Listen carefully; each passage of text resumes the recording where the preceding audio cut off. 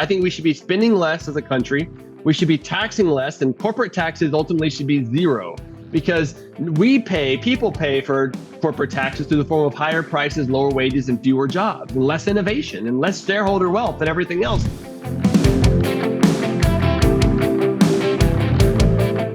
Welcome again to the episode of the Let People Prosper show. My name is Dr. Vance Ginn. I hope you're having a prosperous day. Well, today I'm delighted to bring to you a bonus episode with my friend John Hendrickson from Iowans from Tax Relief Foundation, as basically he had to do an interview for one of his classes, and I thought it went so well that I was like, look, can I go ahead and post this on my Let People Prosper show? And he was like, yes, that would be great. So this is the interview that I did with him. I go over kind of my life, my history.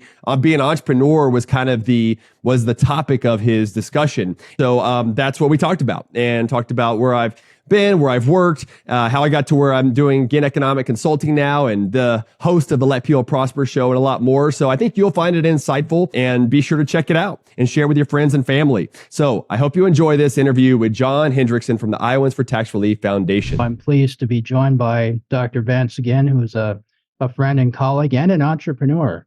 And so, Vance, if you could just briefly interview yourself, and then we'll get started. Okay, sounds good. Well, it's a pleasure with you, John. And you're an entrepreneur in a lot of ways too. So the feeling is mutual on this. And I'm Vance Ginn. I have a PhD in economics. I'm from Houston, Texas, where I grew up, and went to school at Texas Tech. And a first generation college graduate. Grew up pretty low income with my family. My dad had epilepsy, so he was on Social Security. And my mom, she didn't graduate high school. She dropped out in the 10th grade. She was the director of daycares and stuff like that for a while. But anyway, grew up pretty low income, went to different types of schooling. Kindergarten through second grade, I went to private school. Third grade to sixth grade, I went to public school. And seventh grade through 12th grade, I went to homeschool.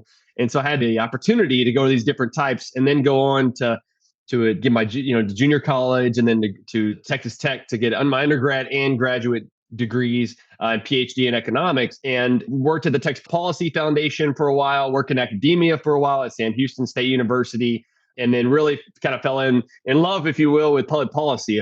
Trying to let people prosper, unleashing opportunity for people, I thought was going to be the best way for me to do it within the public policy realm compared to academia, where I still publish academic papers, but oftentimes that takes a lot longer to influence public policy compared to having a direct impact and influencing decision makers today. Then I've also had the opportunity to work in the Trump White House as the chief economist for the Office of Management and Budget from June 2019 to May of 2020. I helped write the president's last budget, which ended up being his last budget. Was there whenever COVID hit, and was in the Situation Room and talking about how this was going to impact the economy and everything else with the lockdowns and just the infection rates and everything else. And so that was an important time in my life to learn, and also someone who went to homeschool and low income background, to be in the Situation Room talking to all those folks was an incredible experience. And then I left there and went back to the Tax Policy Foundation as chief economist, and was there for a couple of years.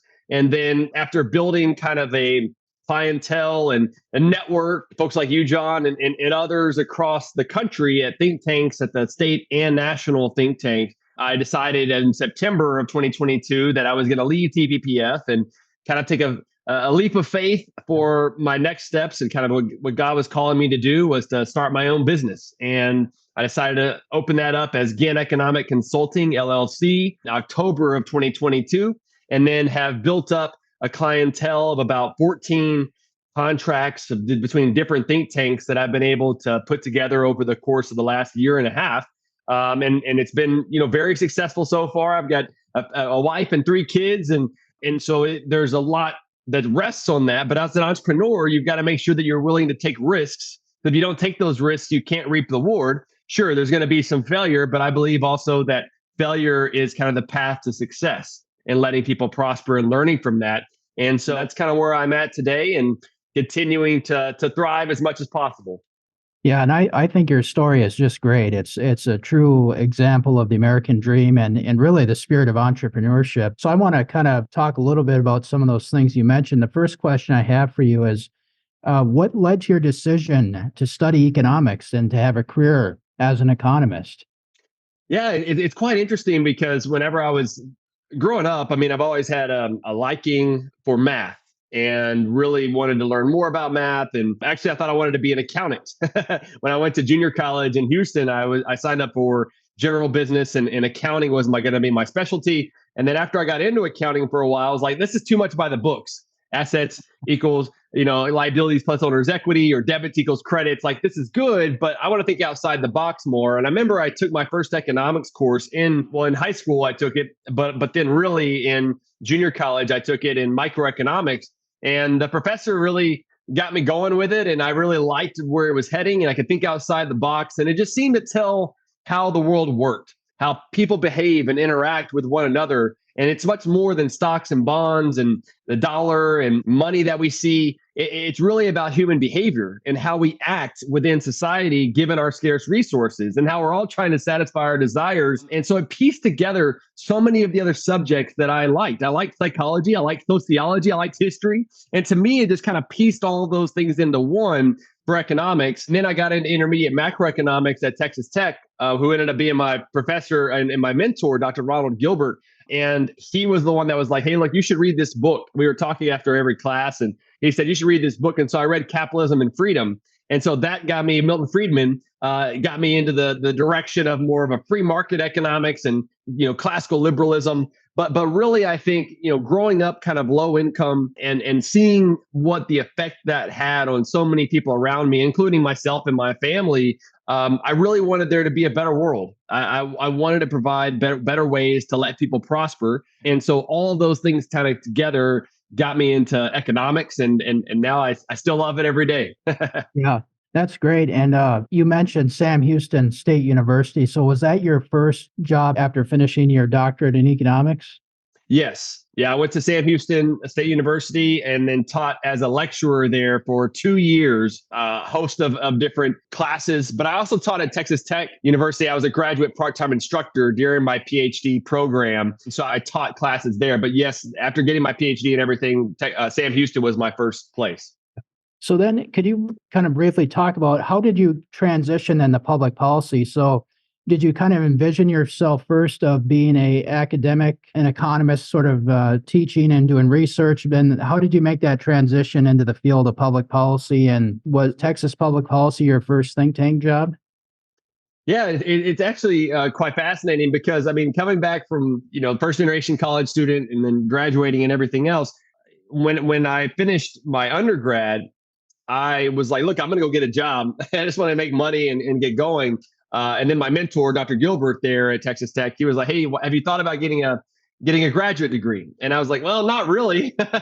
And so I started thinking about that more. And then that got me heading in that direction. And so whenever I finished my PhD, or as I was getting closer to finishing, my focus was really on being academic, doing research and teaching. I love teaching. So when I went to Sam Houston as a lecturer, that's where I thought I was going to continue to go. But I had done a fellowship at the Texas Public Policy Foundation right before I started at Sam Houston, and really liked the work that they were doing. I felt like, hey, look, this is the type of work that I think I might want to do, and they're having a direct impact on public policy. And it was no more as a do tank compared to a think tank. And so you're talking with legislators, you're talking with grassroots, and you're doing the research and the white papers, but you're also having an influence on the public policy and defining the narrative about what was going on. And so that really kind of hit home to me. And so after those couple of years when I was at Sam Houston and as a lecturer, and they ended up not giving me a position as an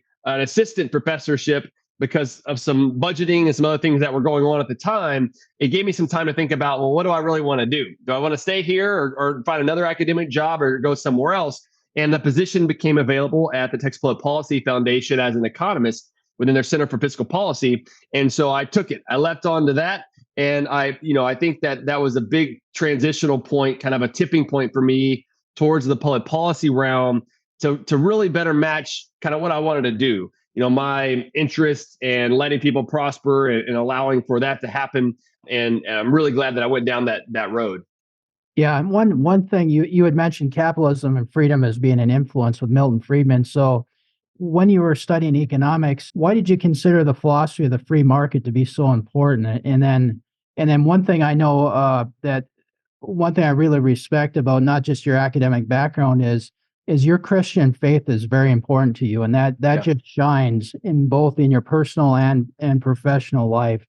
And so, can you talk about those in terms of how did that free market philosophy influence you, and then how do you integrate your faith into your profession as well? Because I know you do that on a regular basis. I mean, that's a Yeah. huge part of who you are. Yeah, definitely, definitely. And I mean, I would probably want to talk about my faith first because that comes first before all the other stuff. And speaking of the things that I did that got me on this path, I mean, I kind of skipped over this a little bit, but I was a drummer in a rock band for a while, and then I had gotten into serious, like heading in a not good direction with my life and everything else. And then I got in a serious car accident when I was 20. It got life flighted to Herman Hospital, and really by the grace of God, I went home that night.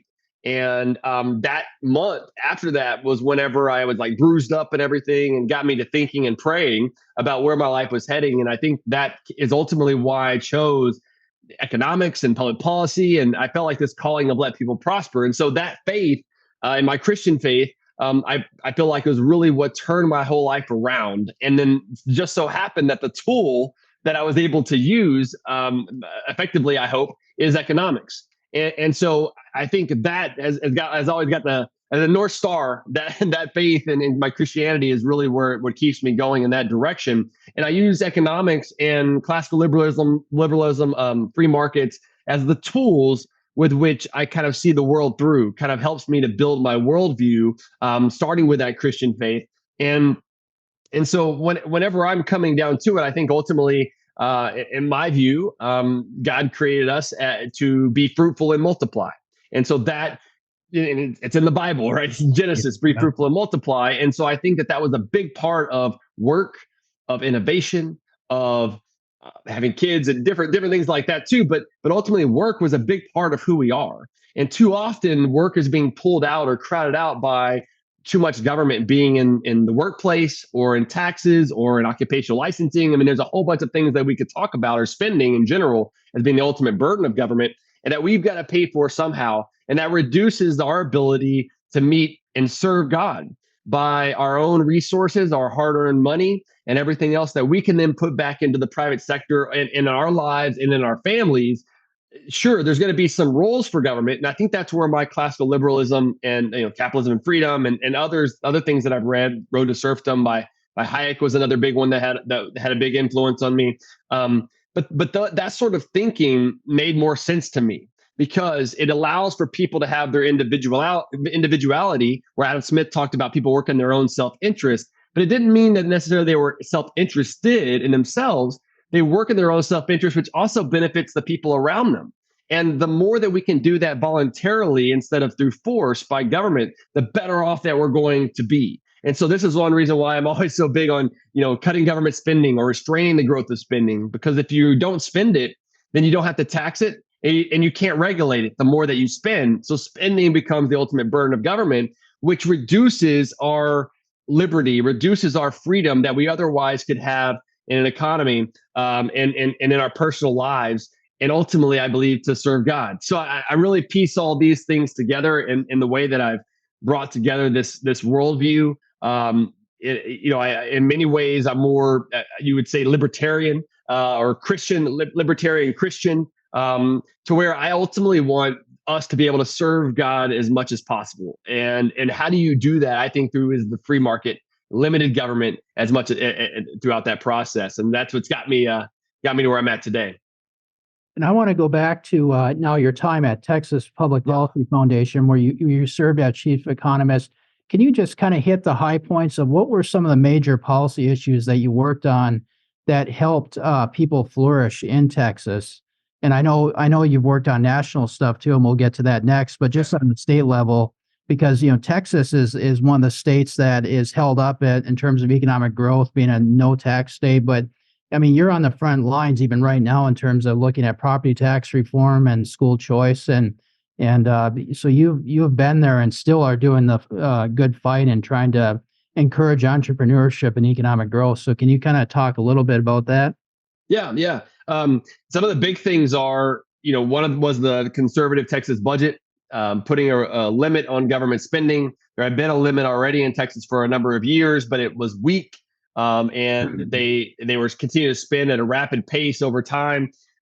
even with more quote unquote conservatives in the legislature and everything. And so I helped design the conservative Texas budget, which would limit spending to population growth plus inflation, and then put that number out there as often as possible. You and I have worked on some things there in Iowa as well. But that's really where all that got started, of saying we got to strengthen the spending limit. And they were able to do that in 4 of the last 5 sessions. And I think was a lot of the work that I was doing at the Texas Public Policy Foundation and some other groups that were out there was a big catalyst for that. And they made spending limit reform a priority in 2021, and they passed basically what we had set out.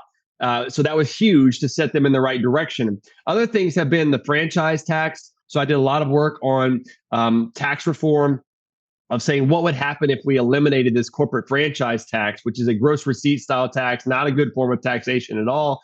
And other states were starting to point to Texas to say, look, Texas has it. We need it too. Nevada did that very thing, this margins tax. And I kept saying, no, don't go down that route. Let's go a different route if that's really what you want to do. And so what Texas has done is started to not only reduce the rates to go down to 0, but they've also raised the exemption level to $2 million now. So most small businesses are actually exempted from it.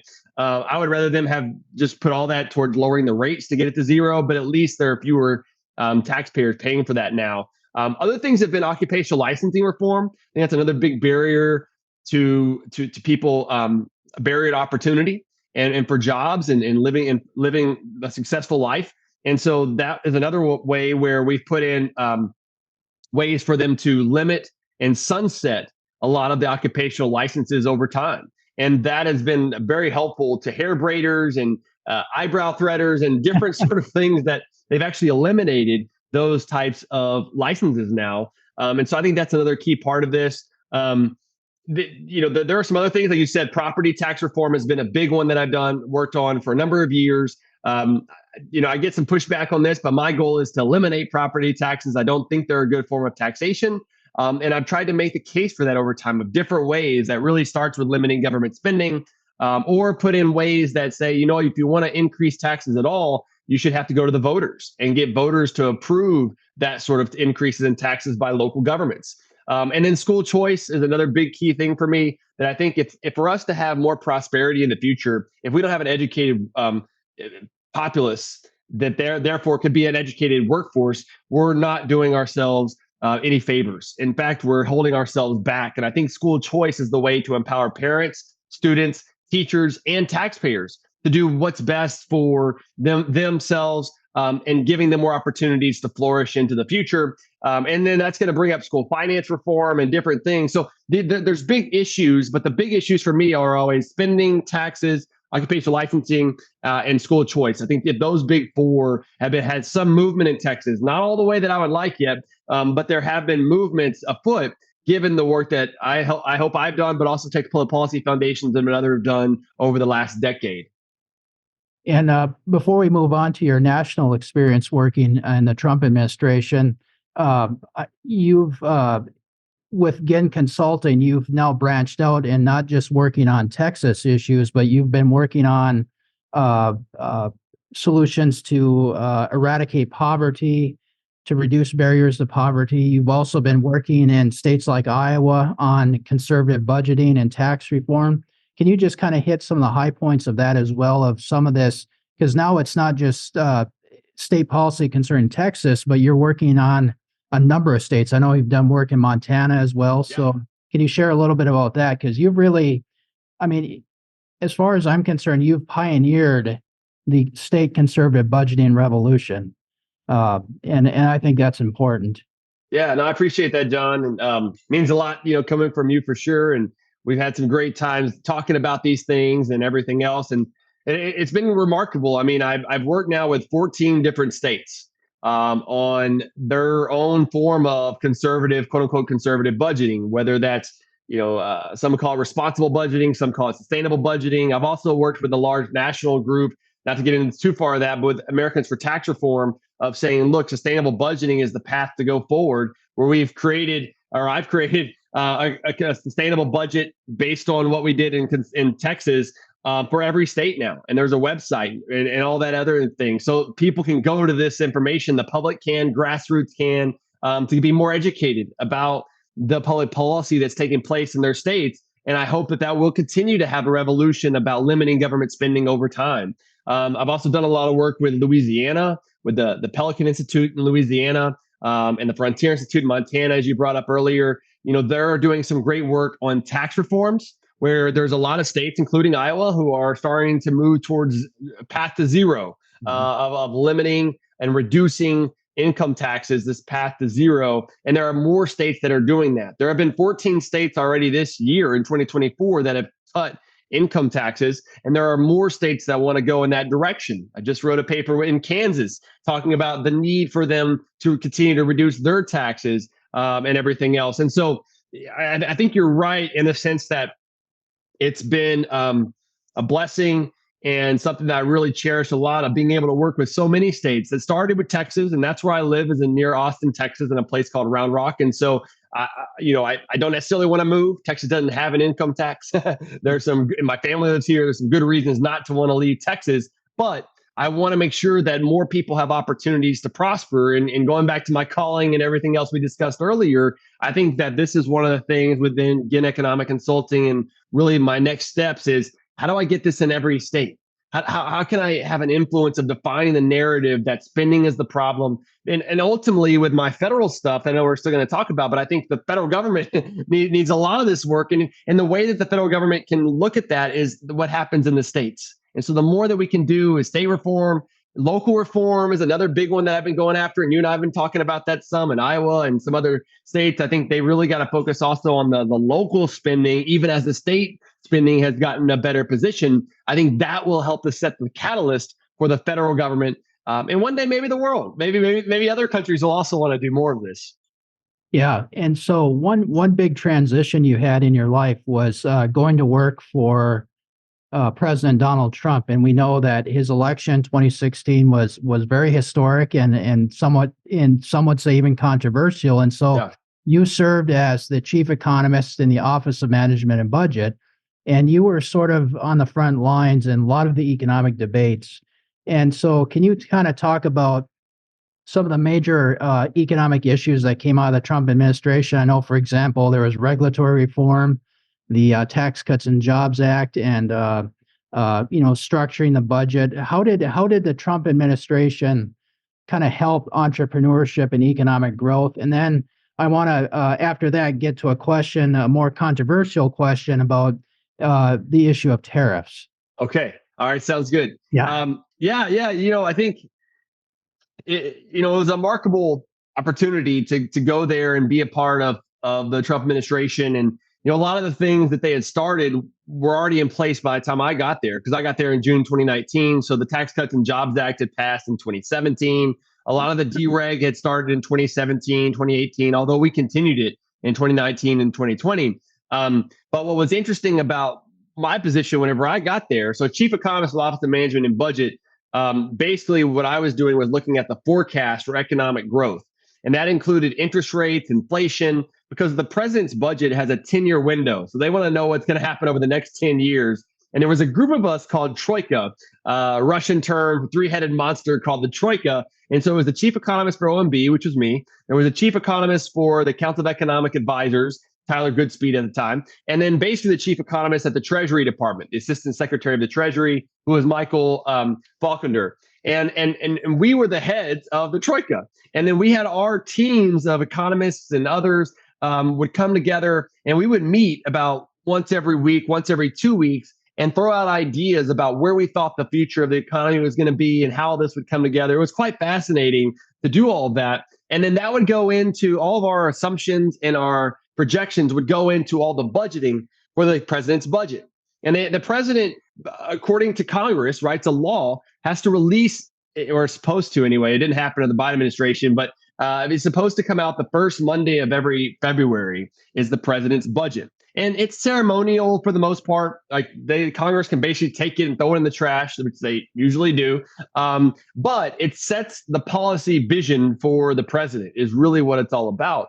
And in that last budget that he ended up publishing that I helped write, we found $4.6 trillion with a T in savings over the decade.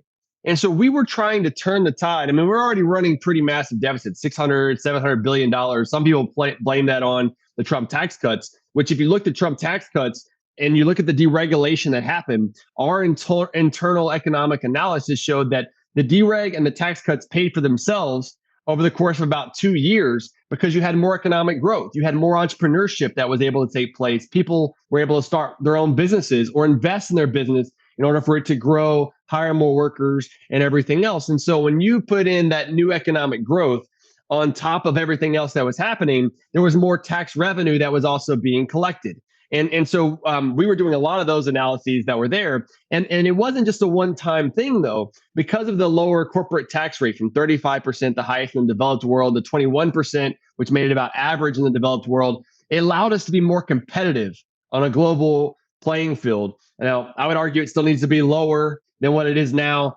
to make us even more competitive, but that did help in a lot of ways. And so businesses were able to flourish and everything else. And so in that budget that I was writing going into 2019 for 2020, we were still seeing the positive economic effects of all that stuff that was happening because it compounds on each other each year. As you have more people working, more investments. Well, now if you take that and you have more investment on top of that, now you have a compounding effect that allows for more economic growth, innovation, and new technologies. I think it's one of the reasons why technology and AI and everything else, where there's some concerns about where it's heading, I think it got a huge boost during the dereg and the Tax Cuts and Jobs Act that would not have been there had it not been for the Trump administration at that time. And so those were key issues. And then we got the president's budget, released. And one other thing I would mention here is we were also doing a lot of studies for what would happen during COVID and talking with Kevin Hassett, Larry Kudlow, and others at the time. I mean, we were in the Situation Room trying to figure out what this is going to do. And there was just a lot of uncertainty that was happening. My perspective is that, we should not close down. We should let entrepreneurs do what they're going to do best and overcome the challenges that take place during that time. But others didn't see it that way. And that's okay. I think that's one thing that, like him or not, President Trump did like differing views. I think most people would find that shocking from the outside, but he really did like the differing views that were in there because when the principals would go, he would ask them, what do you think about this? Well, what about what he said? What about what he said? So there was a lot of discussion that was going on. At the end of the day, he's going to make the final decision. But I think that was a key part that I really appreciated about the situation that was there. And I think looking back, you could say, well, this should have been done differently. This should have not. But there was a lot of input done during that process. And one issue that became controversial inside the administration, even outside, became a huge issue of debate, still is. And in fact, as the former president is running for office again, he's called for new tariffs and, of course, the policy of protectionism. And you had individuals like Wilbur Ross as Secretary of Commerce and Robert Lighthizer as United States Trade Ambassador and Peter Navarro, who was I forget his title, but he was a special assistant on trade or something like that within the White House. Yeah. So can you kind of talk about one your personal views of trade, but also maybe some of that debate within the administration, if you can, and just going forward, what do you see trade going? Do you see us continuing to have more tariffs? I know just last week, President Biden, I think mainly for political reasons, went to Pennsylvania and said, we need higher tariffs on steel. Yeah. Talk a little bit about the issue of the tariff, if you would. Yeah. I mean, my personal view is that tariffs are just another tax. Like we're taxing on ourselves as Americans as we're importing that particular good. And initially, I think early on, when you think about Alexander Hamilton and others, and even the course of the 19th century, or even the late 18th century, tariffs were the main way that governments collected revenue. And I think it made sense at that time, especially whenever you're growing as a country, you don't have a whole lot of stuff that you can otherwise tax.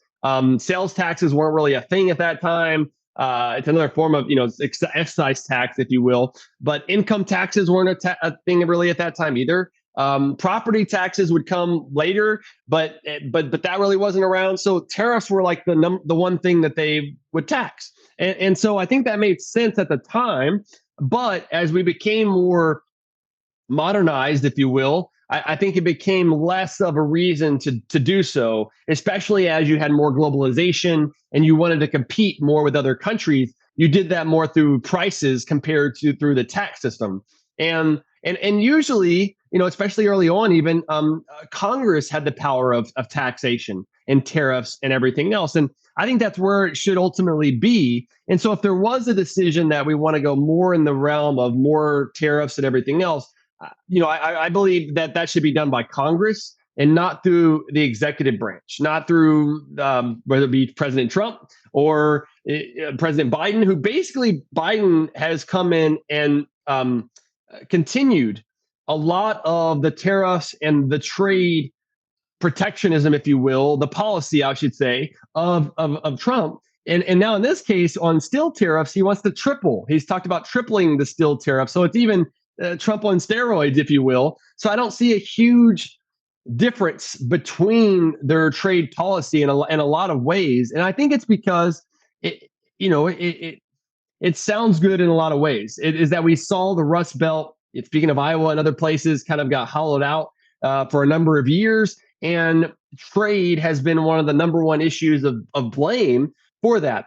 My perspective is it's a little more convoluted. It's a little more complicated than that. Part of it, I think a lot of it was actually because of the dynamic economy that we had that brought about more productivity through innovation, through new technologies, where manufacturing continued to increase in output, but we didn't need as many workers. So there was increases in productivity that way, which then contributed to say, okay, if we don't need as many workers and everything, let's do it where it's even cheaper to do it. Let's do it in other countries like China and India and other places. And also the unions, the large amount of cost that unions put in place in manufacturing, like in Iowa, Michigan, and other places, they basically forced a lot of these companies out of there. And some of the first places that they chose were in other countries. Some of those are also in the South, though. They've been coming to Texas, they've been going to Tennessee and some other places.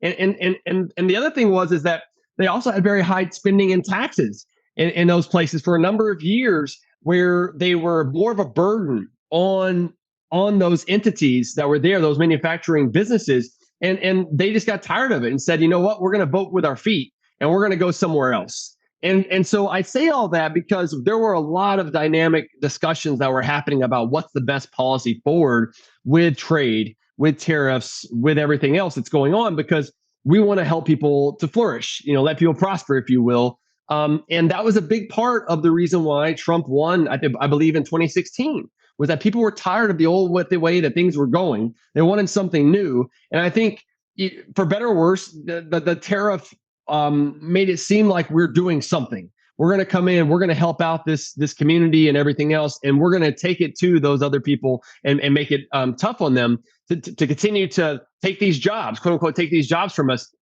My point was, and I had some good discussions with Peter Navarro in particular, not as much with Ross or Lighthizer, but in the White House complex with Peter Navarro, when he gets real loud, and I'm kind of I don't like to get loud and stuff like that, but so it's kind of a tough disagreement sometimes.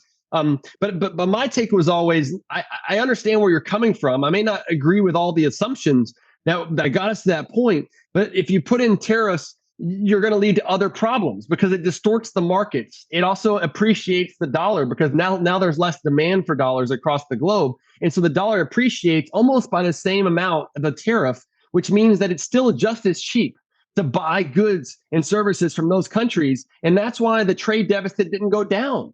I mean, as a share of GDP, it continued to stay flat because even though we didn't buy as much from China, we bought more from Taiwan. We bought more from other countries, and we still bought a lot from China as well. And so it just redistributes the pie instead of going after the main problem, in my view, is that we still have too high of a cost of doing business. Instead of pointing the fingers at other countries, I think we should make sure that we understand there are three more fingers pointing back at ourselves. And if we don't do that, we put too much blame on others and we don't change what we're doing. I think we should be spending less as a country. We should be taxing less, and corporate taxes ultimately should be zero because people pay for corporate taxes through the form of higher prices, lower wages, and fewer jobs, and less innovation, and less shareholder wealth, and everything else, which reduces our ability to do business in America. So if we want to do business in America, we first got to get government out of the way instead of thinking that government can solve the problem on the backside, because that's going to create a lot more distortions throughout the economy. And ultimately, I don't think will help the people we're really trying to help, because ultimately, did manufacturing come back to Iowa or to Michigan? Not yet. Yeah, and maybe it will over time through some of those tariffs and things. But I think we need to be looking at other options compared to raising tariffs and raising taxes, because raising taxes hasn't typically worked in bringing about more economic growth and prosperity. Yeah. I've got three more questions if you have time, and two professional and one back to your personal story. Okay. The two professional ones. The first one is more of a philosophical debate, because you talked about the influence of Milton Friedman. One big debate within economics and even the conservative movement now is the free market approach versus national conservatism. And you talked about the disagreement over the tariff, but can you kind of talk about this in terms of what is national conservatism, and how is that different than the traditional free market approach to the conservative philosophy or libertarian philosophy? Yeah. That's a great question, John. I think I should say, first, I'm a signatory, initial signatory for the freedom conservatism principles that they put out, which was last year in 2023. And so I was one of the initial signatories there.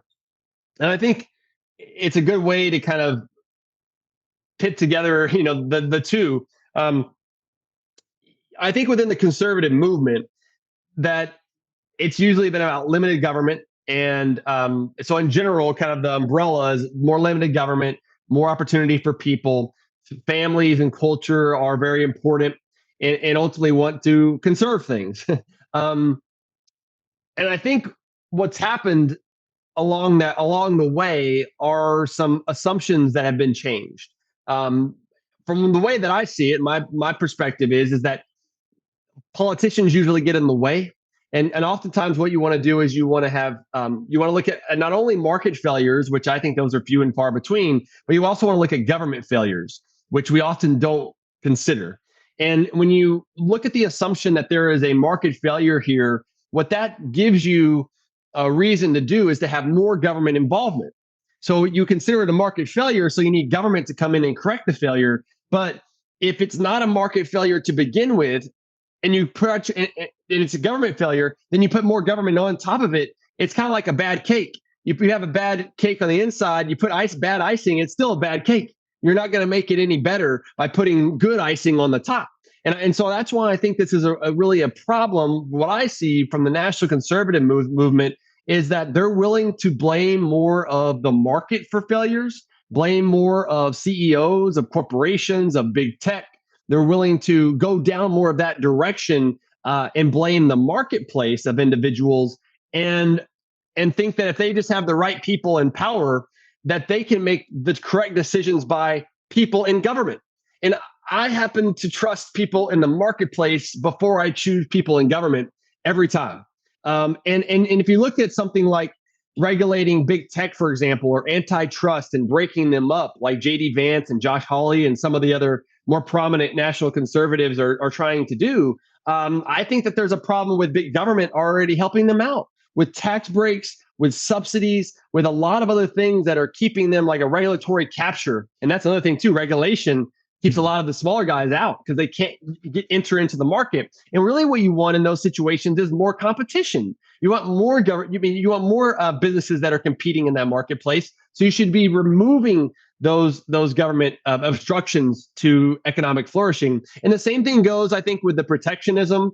I think the protectionism and the populism that's surrounded it makes sense from a political angle for a lot of the national conservatives to go down that route. It's just that I think that there are better solutions. There may be more difficult solutions, because if you can have a president, let's say Trump comes in and puts in a 10% tariff across the board, or a 60% tariff just on China, that may be easy to do because he's in power at that time. But as soon as he loses power at some point, he's only going to have one term, Maybe it's another Republican after that. Will they continue that? But maybe it's not. Maybe it's a Democrat. They can come in and take away those executive orders, just like Biden did when he came in and regulated a lot of the things that Trump had deregulated. That's why I think we need more of Congress doing these things, because then they'll stay and it reduces the uncertainty that happens. And so the freedom conservative angle, which are more libertarian in some ways, is more like, look, government's the problem. We can't solve this with more government. And even if we have the right people in power to make some good decisions, we've got to be careful, because the next people that come in power we're probably not going to like, and then they just take all that away. And so in our system of a constitutional republic, I think the legislature, Congress, doing more for the will of the people will be very important moving forward, because I see us as having way too much executive power. Even in the Trump administration, I think it's just too much executive power that can be, and the too much power is given, a lot of that power could all be taken away very quickly. And that's where I kind of see this discussion going on, which I think is fruitful. Like, I'm not one of the ones that tries to say, don't talk about this or whatever else. I try not to bash on national conservatives or anything. I mean, I have my view, but I think it is productive in the sense that it's going to help us to be better off in the future, and one that I hope will be more of human flourishing.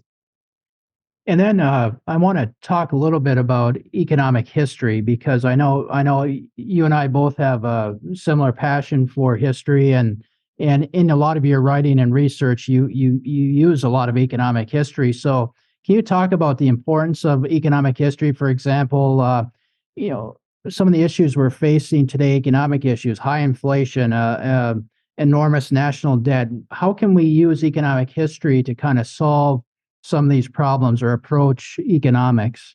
Yeah. Well, as you know, John, I mean, if we don't learn history, then we're bound to repeat it. Yeah. and doing the same thing again and again, expecting different results, is the definition of insanity.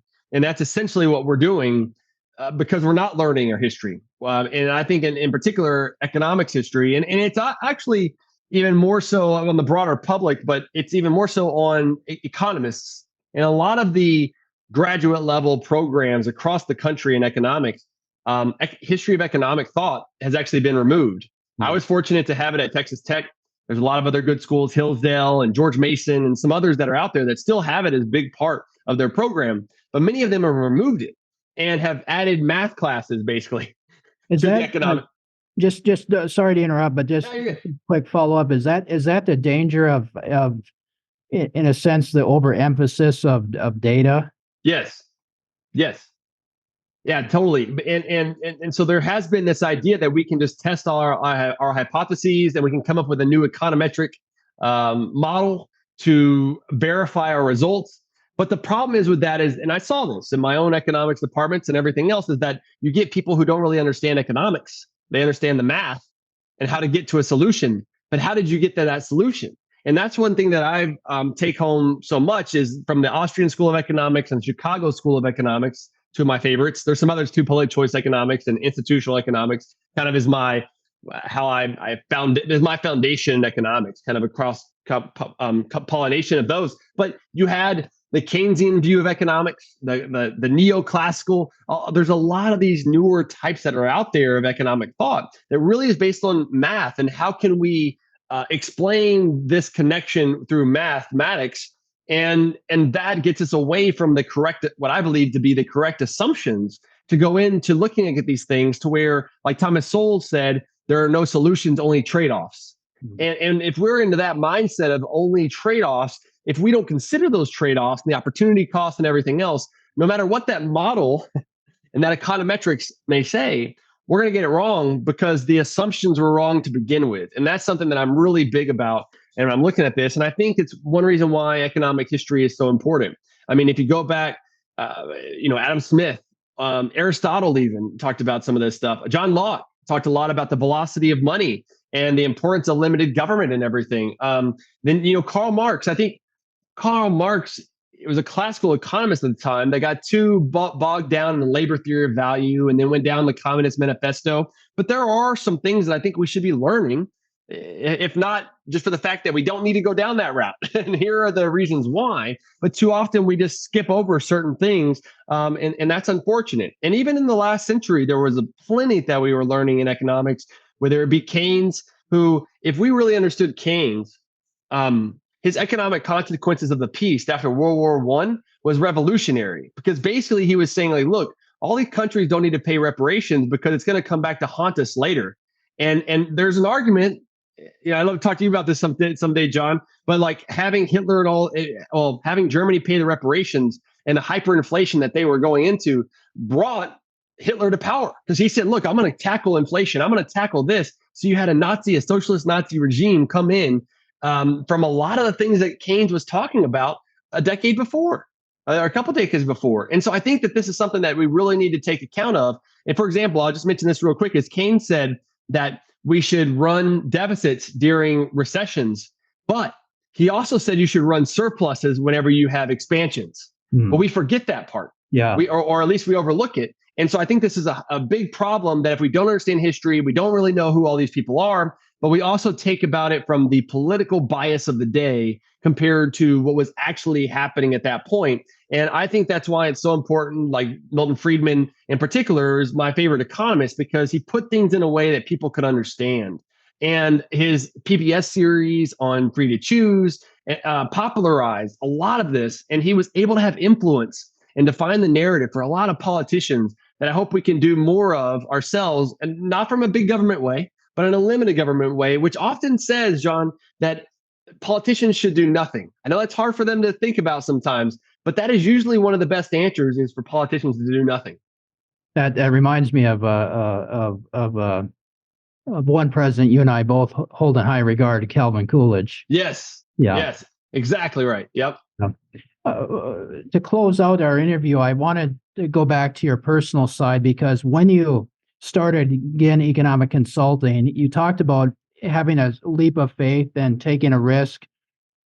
But in a short time, you really transformed it into a successful enterprise, not only in a sense of being a leader in ideas and really influencing public policy, but can you talk a little bit? You're not only publishing op-eds, both in your home state, but nationally, in national and other state publications. You also started a successful podcast. I mean, you've had some incredible guests on there, such as Amity Schlaze. We mentioned, we're just talking about the Great Depression, and so can you talk a little bit about that? Kind of how you've innovated. I mean, seriously, in terms of taking, not just throwing out white papers, but I mean, Ginn Consulting is really a unique business. Yeah, I appreciate that, John. And I think it is fascinating. I mean, I love doing the podcast, Let People Prosper show, which kind of goes back to my calling and everything else. And you're right. I mean, Amity Schlaze was on, Judy Shelton was on, John Taylor. I could go through a whole list, but there's been a lot of you were on, John. And so there's been a lot of great people that I've been fortunate and blessed to have on, who sometimes I would think, man, there's no way that they would come on. Then I reach out to them, and they're like, oh yeah, let's do it. And, I've also been blessed in the sense that, yes, I'm writing all these op-eds and doing research and doing media and on Fox Business or other TV shows that are out there. And now I feel like I'm just a teacher at heart, that God's put this blessing in my life as a gift that I can just do in other mediums. Instead of in the classroom, I'm teaching a broader audience, is the way that I feel it. And I feel blessed to be able to do that every day. And we'll continue to. And I think that, one of the things is within the Ginn Economic Consulting, is to reaching out to so many groups, is I've also had the opportunity now, I'm paying other people. Like, I'm also an entrepreneur in the sense that I am